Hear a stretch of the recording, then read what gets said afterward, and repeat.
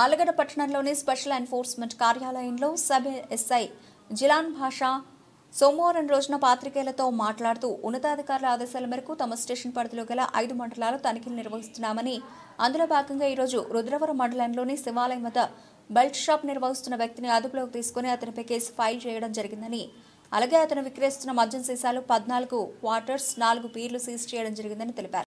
నా పేరు ఎం జిలాన్ భాషా. నేను ఆర్లగడ్డ సబ్ స్టేషన్ ఎస్ఐగా పనిచేస్తున్నాను.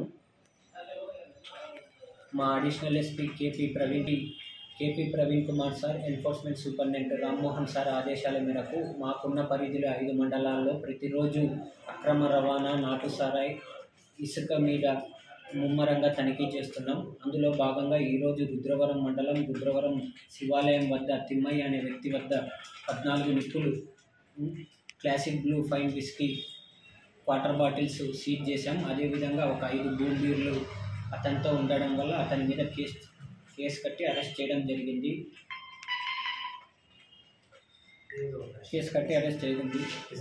ఈరోజు నేటి ప్రపంచంలో యువత ఎక్కువగా డ్రగ్స్, గంజాయి తదుపరి మత్తు పదార్థాలకు ఎక్కువగా అలవాటు పడుతున్నారు. పోయిన నెలలో కూడా యాంటీ డ్రగ్స్ డే పరంగా డ్రగ్స్ గురించి వివరంగా ప్రజలకు మనం తెలియజేస్తున్నాము.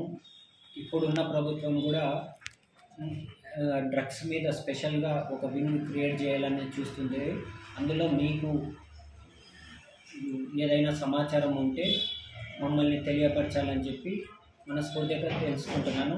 మీ సమాచారం ఇచ్చినట్టు మీ సమాచారాన్ని గోప్యంగా పెట్టి తగిన చర్యలు తీసుకుంటామని తెలియజేస్తున్నాను.